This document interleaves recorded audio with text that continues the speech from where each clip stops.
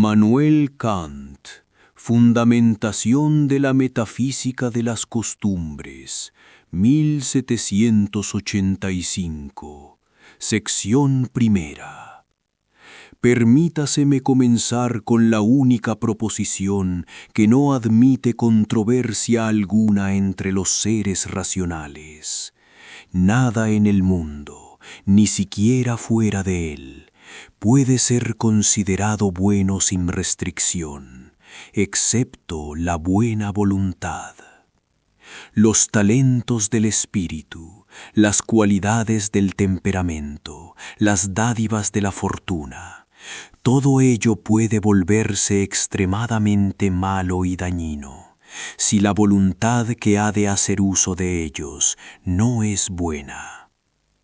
La pregunta que se nos plantea hoy no es si los hombres son buenos o malos, sino si la moral posee un fundamento racional y universal, o si no es más que una expresión contingente de la vida. Mi respuesta es inequívoca. La moral es una legislación que la razón se da a sí misma, independientemente de cualquier inclinación, experiencia o condición empírica. Es lo que denomino autonomía de la voluntad. El principio que rige esta legislación no es otro que el imperativo categórico, formulado con toda precisión en la fundamentación. Obra solo según aquella máxima, mediante la cual puedas querer al mismo tiempo que se convierta en ley universal. Este principio no es una costumbre, no es un sentimiento, no es un convenio de rebaños ni de pastores. Es la forma misma de la razón práctica pura, aplicada a la acción libre. Crítica de la razón práctica, 1788. Libro primero, Cap. En la crítica de la razón práctica, demostré que la ley moral no nos viene dada desde fuera, no es el mandato de ningún dios empírico, ni el producto de la tradición, ni el resultado de cálculos utilitarios, sino que se origina en la razón misma, en tanto que razón práctica. Quien viola la ley moral no viola una convención social, se contradice a sí mismo como ser racional. La moral es universal porque la razón lo es. Si niega usted esto, niega también la posibilidad del conocimiento y cae en el abismo del escepticismo más radical. Friedrich Nietzsche. Así habló Zaratustra, 1883-85, de las tres transformaciones. Libertad, dignidad, razón que se da su propia ley. Escucho estas palabras y oigo el eco de siglos de ascetismo disfrazado de autarquía. Zaratustra habló de las tres transformaciones del espíritu. El espíritu se convierte primero en camello, el animal que carga los valores heredados, que dice debes. Luego en león, que dice yo quiero, que derriba el tú debes. Y finalmente en niño, que crea valores nuevos. Toda la filosofía moral de Kant es la apología del camello. Eleva el peso de la obligación a virtud suprema y llama a eso libertad. Admirable inversión. La genealogía de la moral. Tratado segundo. Párrafo segundo. En el segundo tratado de la genealogía de la moral, analizo el origen de la mala conciencia, ese fenómeno por el cual el hombre internaliza su instinto de agresión cuando la sociedad le impide descargarlo hacia afuera. ¿Sabe usted lo que es su deber? Es precisamente eso, la crueldad vuelta hacia adentro, el instinto de castigarse que se ha vuelto tan interiorizado que ya no lo reconocemos como tal. El imperativo categórico es la fórmula más elegante que haya producido la conciencia culpable occidental para perpetuarse como instancia de castigo universal. Y en cuanto a la universalidad es precisamente el signo de la nivelación. Lo que vale para todos es lo que ningún espíritu superior necesita. Los grandes creadores, los artistas, los conquistadores, los filósofos auténticos, no preguntan si su máxima puede convertirse en ley universal. Preguntan, ¿es esto digno de mí? ¿Acrecienta mi potencia? ¿Me hace más de lo que soy? Tercera ronda. El problema del otro. ¿Qué le debemos al prójimo? Immanuel Kant. Fundamentación de la metafísica de las costumbres. 429. Llegamos al nudo gordiano de toda ética, la cuestión del otro. Permítame enunciar la segunda formulación del imperativo categórico, que quizás sea la más reveladora de su espíritu. Obra de tal modo que uses la humanidad, tanto en tu persona como en la de cualquier otro, siempre como un fin al mismo tiempo y nunca solamente como un medio. Esto es lo que en la fundamentación llamo el principio de la dignidad humana. La dignidad no es una conquista de los fuertes, ni un privilegio de los superiores, es un atributo de todo ser racional en cuanto tal. Y ello implica que ningún hombre, por mucho que su potencia, su voluntad de poder o su genio superen a los demás, está autorizado a tratar a otro ser racional como mero instrumento de sus fines. El individuo que así lo hace no ejercita su libertad, la destruye, porque niega en el otro la misma racionalidad que funda la suya propia. Friedrich Nietzsche. Más allá del bien y del mal. 1886. Sección 22 y sección 259. El otro. La humanidad. Palabras tras las cuales se esconden los más hábiles resentimientos. En Más allá del bien y del mal, señalo que la explotación no pertenece a una sociedad corrompida o imperfecta, pertenece a la esencia de lo viviente, como función orgánica fundamental. La vida misma es voluntad de poder. Querer otra cosa es querer la decadencia. No digo que el fuerte deba martirizar al débil por placer. Eso sería vulgar, propio de un verdugo asalariado. Digo algo más inquietante, que la compasión como principio moral universal, esa compasión que Kant eleva a mandato racional, es un veneno. Schopenhauer, a quien admiré y luego superé, al menos tuvo el valor de reconocer que la compasión es el principio de la moral. Yo digo que es el principio de la decadencia. Así habló Zaratustra, de la compasión. Zaratustra habló: vuestras compasiones se llaman amor, pero ¿no son un desdén oculto? El que ama al hombre hace daño a los mejores, pues toda compasión arrastra hacia abajo. El amor al prójimo, en el sentido en que Kant lo incorpora a su sistema, como respeto universal e igualitario a la razón en cada hombre, es la gran niveladora. Reduce al genio al nivel del mediocre, santifica la igualdad de los incapaces y llama a eso justicia. Cuarta ronda. Dios, nihilismo y los cimientos de la moral. Friedrich Nietzsche. La Gaya Ciencia, 1882. Sección 125. El hombre loco.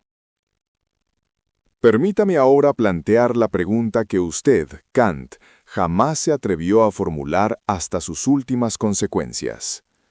En la Gaia Ciencia, el hombre loco irrumpe en el mercado con una linterna encendida en plena mañana y grita: ¿Dónde está Dios? Os lo voy a decir. Lo hemos matado, vosotros y yo. Todos somos sus asesinos. No se trata de una declaración atea trivial. Es el anuncio del derrumbe del horizonte moral que sustentaba toda la arquitectura de valores occidentales, incluida la suya. Usted, Kant, salvó la ética trasladando a Dios al terreno de los postulados de la razón práctica. Lo reconozco como un movimiento ingenioso. En la crítica de la razón práctica, lo coloca como postulado necesario para garantizar la coherencia entre virtud y felicidad, entre la ley moral y el mundo.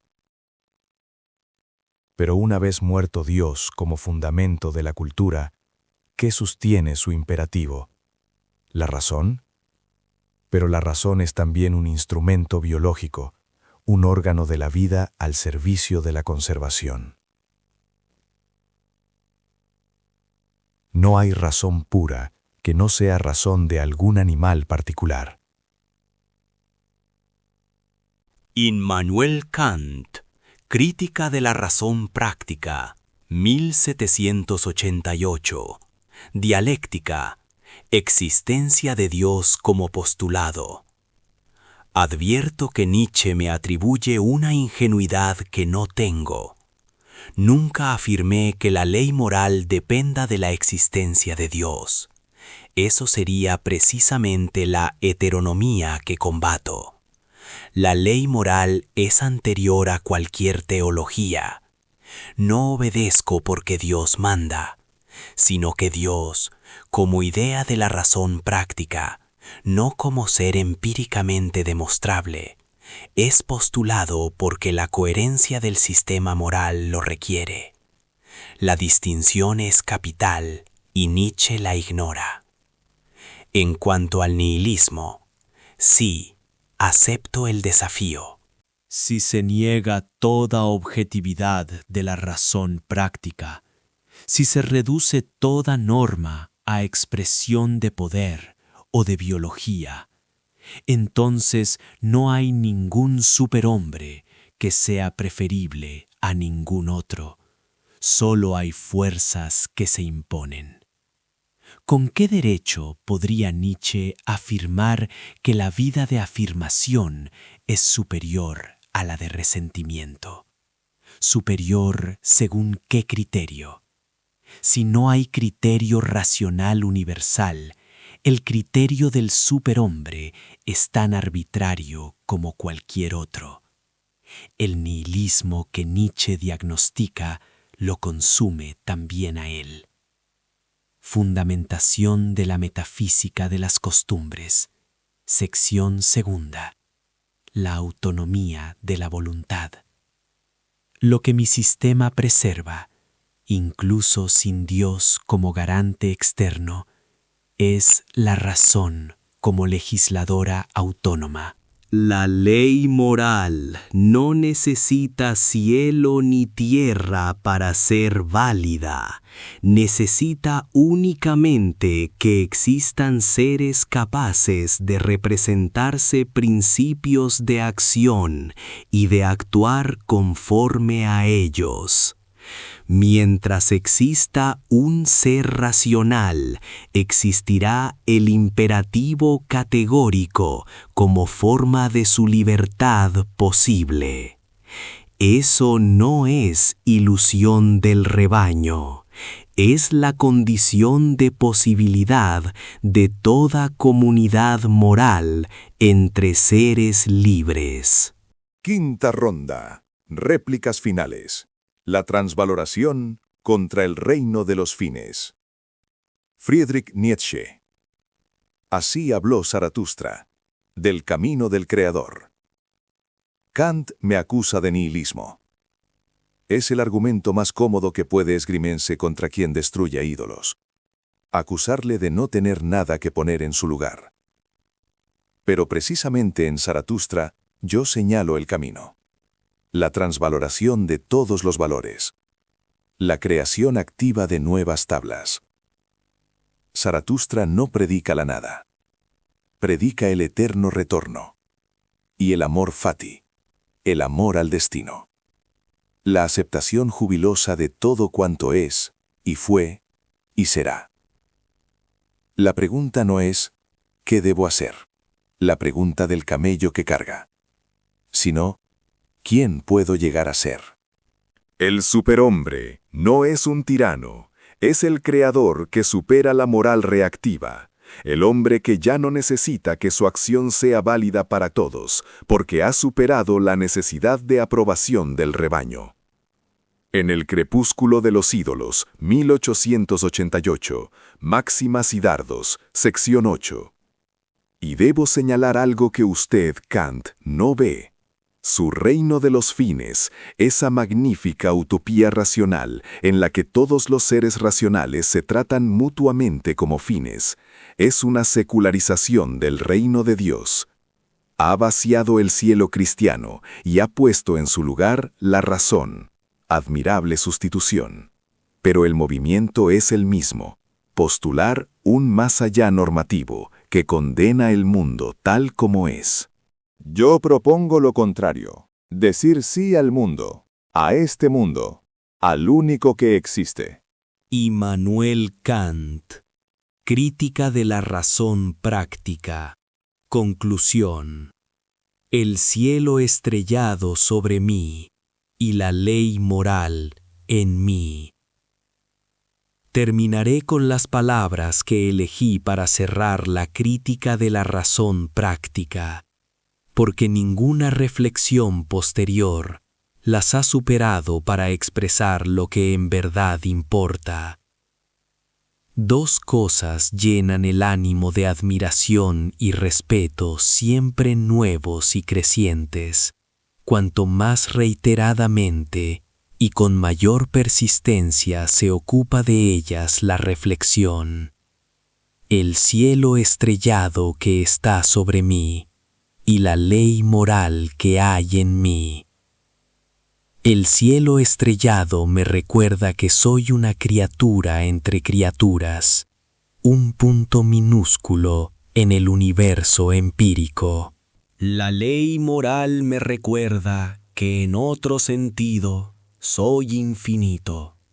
Como ser racional libre, trasciendo el mundo fenoménico y participo de un orden que ninguna biología, ninguna genealogía histórica y ningún martillo filosófico puede destruir. Eso no es ilusión del rebaño, señor Nietzsche. Es la única grandeza que puede reivindicar dignamente un ser que sabe que ha de morir. Metafísica de las costumbres. Conclusión de la doctrina del derecho.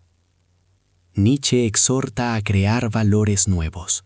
Muy bien, pero crear valores sin un principio racional que los valide es exactamente lo mismo que no tener valores. Es la arbitrariedad de la fuerza. El superhombre puede crear todo lo que quiera. Si sus creaciones no pueden universalizarse, si no pueden ser queridas como ley por todos los seres racionales, entonces son solo ejercicios de poder disfrazados de ética. Y el poder sin justicia, lo sabemos desde los griegos, es tiranía. Mi impedivo no encadena la grandeza, la hace posible con dignidad. El debate ha concluido, pero la herida que deja sigue abierta. Kant y Nietzsche no fueron adversarios accidentales. Se necesitaban mutuamente para ser lo que eran, como dos fuerzas que solo adquieren sentido en oposición. Kant construyó un cielo laico donde la razón ocupa el lugar que antes tuvo Dios, legislando para todos desde la dignidad universal. Nietzsche descendió hacia la tierra hacia el cuerpo y la vida, que se afirma sin necesitar ningún cielo. Dos movimientos opuestos, una sola pregunta angustiada. ¿Cómo actuar con plenitud en un mundo que ha perdido sus fundamentos? Lo inquietante es que ninguno la respondió del todo. Kant nunca explicó cómo una razón pura puede motivar a criaturas de carne y miedo. Nietzsche nunca justificó con qué criterio declaró superiores sus propios valores, sin recurrir, secretamente, a algo muy parecido a la universalidad que combatía. Hoy seguimos escenificando esta disputa sin saberlo, cada vez que debatimos derechos frente a mérito, igualdad frente a excelencia, solidaridad frente a grandeza. La única postura filosóficamente honesta no es elegir bando, sino sostener la tensión. Examinar si nuestros valores pueden universalizarse y preguntarse, al mismo tiempo, desde qué poder e historia se afirman. El debate continúa, como debe ser.